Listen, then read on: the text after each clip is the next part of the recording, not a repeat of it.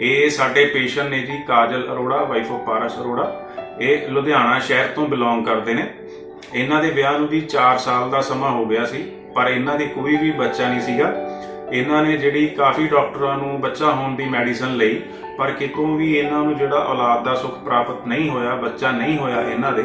ਉਸ ਤੋਂ ਬਾਅਦ ਜੀ ਇਹਨਾਂ ਦੇ ਕਿਸੇ ਰਿਲੇਟਿਵ ਨੇ ਇਹਨਾਂ ਨੂੰ ਡਾਕਟਰ ਸੁਮਿਤਾ ਸੋਫਤ ਬਾਰੇ ਦੱਸਿਆ, ਤੇ ਜਿੱਥੋਂ ਕਿ ਇਹਨਾਂ ਨੇ ਆਪਣਾ ਇਲਾਜ ਕਰਵਾਉਣ ਦਾ ਮਨ ਬਣਾਇਆ ਤੇ ਡਾਕਟਰ ਸੁਮਿਤਾ ਸੋਫਤ ਹਸਪਤਾਲ ਵਿੱਚ ਆ ਕੇ ਇਹਨਾਂ ਨੇ ਡਾਕਟਰ ਸੁਮਿਤਾ ਜੀ ਨੂੰ ਮਿਲ ਕੇ ਆਪਣਾ ਇਲਾਜ ਜਿਹੜਾ ਸ਼ੁਰੂ ਕੀਤਾ।